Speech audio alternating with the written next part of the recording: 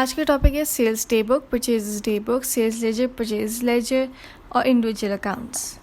Sales day books क्या होती हैं? जब भी आप सेल्स करते हो, परचेज करते हो, तो सबसे आगे पहले जो ट्रांजैक्शन आप लिखते हो वो डे बुक्स में लिखते हो।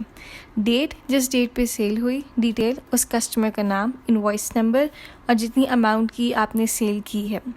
वो invoice number usually day books में मेंशन कर देते हो, लेकिन इट्स नॉट नेसेसरी कि आप इनमें कोई फिल इन करो। ओलोस में इसकी रिक्वायरमेंट नहीं होती। सो मैंने सेल्स डे बुक बनाई है for the month of January. 1 जनवरी को sold goods to Ali costing $950। So यहाँ पे लिखेंगे January, first, detail Ali, invoice number मैंने कोई नहीं लिखा और अमाउंट 950। फिर इसी तरह 5 जनवरी को sold goods to Ahmad costing $100। 5th, जब आप एक दफ़ा मंथ मेंशन कर देते हो तो दोबारा मंथ मेंशन करने की ज़रूरत नहीं होती, सिर्फ डेट्स लिखते हैं। अहमद, अमाउंट 100। देन हमारी 3rd एंट्री के लिए हम एक सेल्स रिटर्न डे बुक बनाते हैं, जिसमें लिखा है कि Ali return damage goods costing $250। तो जनवरी 17 अली कितनी रिटर्न की? 250। नेक्स्ट हमारी ट्रांजैक्शन है sold 500 worth of goods to Sara. ये हमारी 26 जनवरी, सारा 500।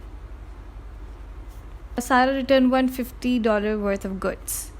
रिटर्न्स में हम लिखेंगे 27 जनवरी, सारा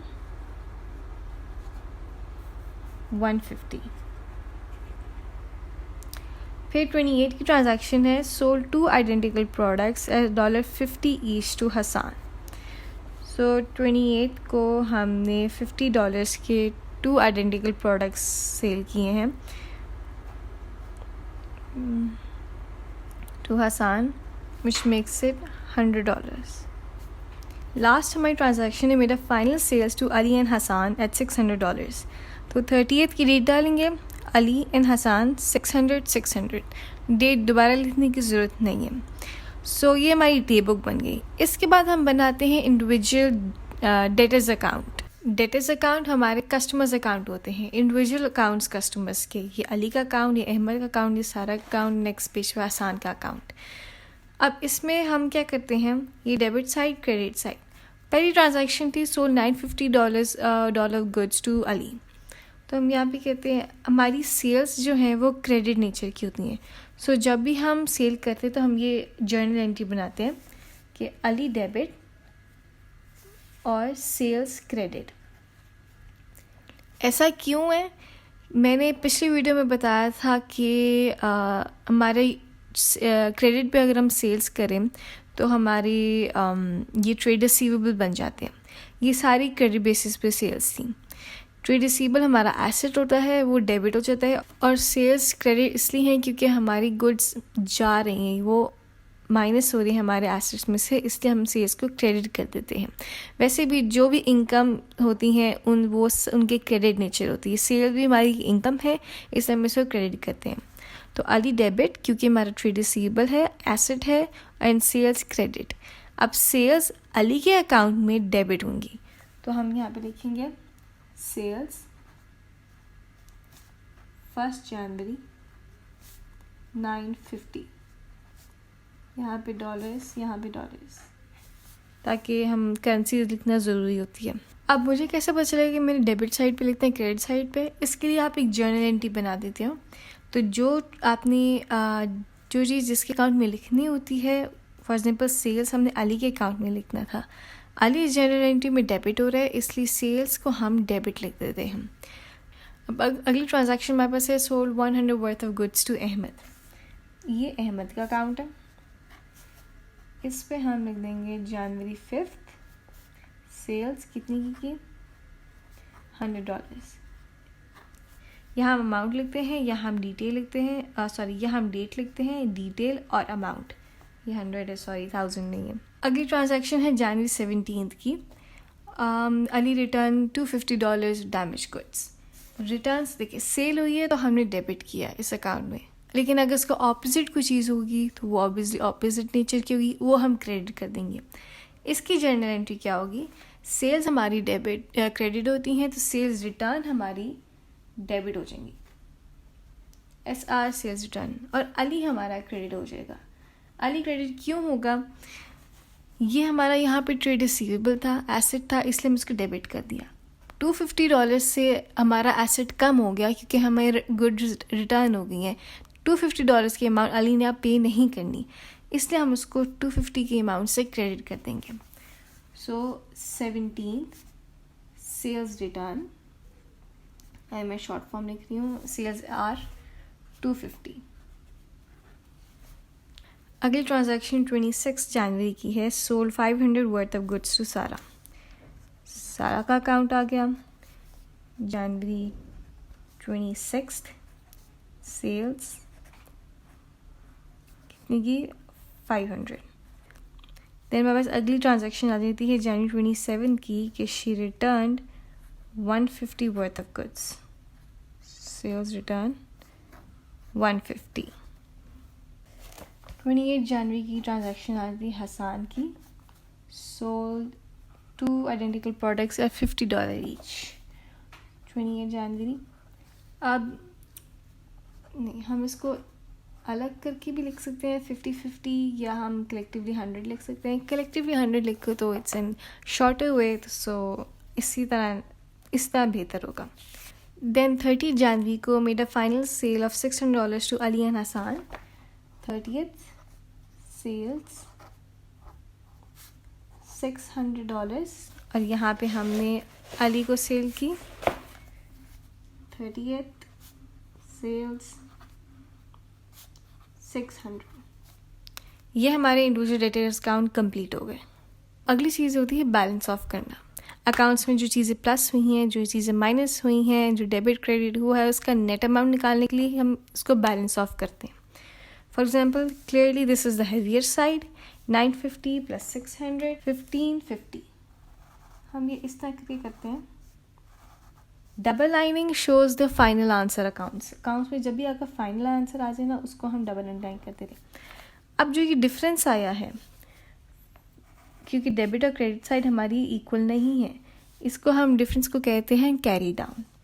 फॉर एग्जांपल, इसमें हमारा डिफरेंस आया है 1550 - 250, 1300 का हमारे पास डिफरेंस आ गया है। ये अमाउंट इस मंथ की कैरी डाउन है, अगले मंथ का ये ब्रॉट डाउन होगा। अब ये अमाउंट शो क्या करता है, ये अमाउंट शो करता है कि कितना अली ने हमें अभी पे करना है। ये सेल्स का अकाउंट है, सारी सेल्स क्रेडिट पर है, इतनी सेल्स क्रेडिट होगी, इतनी सेल्स रिटर्न होंगी, तो जो अमाउंट बची है वो अली ने हमें कितनी अमाउंट पे करनी है, तो वो 1300 है। इसलिए हम इसके अकाउंट में अगले मंथ का 1 फरवरी ब्रॉट डाउन लिख देंगे 1300, कि हमारा इस मंथ का अकाउंट इस वैल्यू से शुरू होता है। सिमिलरली इन सब के बैलेंस ऑफ कर देना है, सबके अकाउंट्स बैलेंस ऑफ कर देने हैं। इसका हमारे पास कैरी डाउन हो गया ऑफ 100, टोटल अमाउंट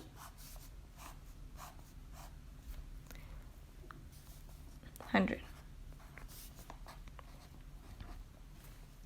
एक और चीज़, डेट्स बहुत इंपॉर्टेंट होती हैं ओ लेवल्स में, तो हम ये सारा ईयर एंड के या फिर मंथ एंड के कैरी डाउन्स करते हैं। यहाँ पे मैंने मंथली सेल्स लेजर्स बनाए हैं, तो इसका हम डेट लिख देंगे जनवरी 31 और ये फरवरी और ये 1 फरवरी। तो जनवरी 31 और 1 फरवरी का इसका ब्रॉट डाउन आ गया 100। इसका हम करेंगे, इसका कैरी डाउन कितना आ गया 500 - 150, 350 का कैरी डाउन आ गया एट 31 जनवरी। ये हमारी हमने टोटल अमाउंट लिख दी 500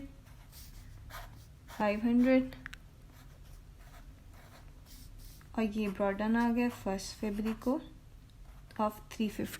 ये मैंने हसान का टी अकाउंट भी बैलेंस ऑफ कर दिया है। 700 इसकी टोटल अमाउंट थी, कैरी डाउन 31 जनवरी को 700 और 1 फरवरी को ब्रॉट डाउन 700। इसके बाद हमारे पास आते हैं सेल्स का account, which is very easy. हमने बस एक सेल्स का अकाउंट बनाना है जिस पे हमने सारी अमाउंट्स लिख देनी है। सेल्स,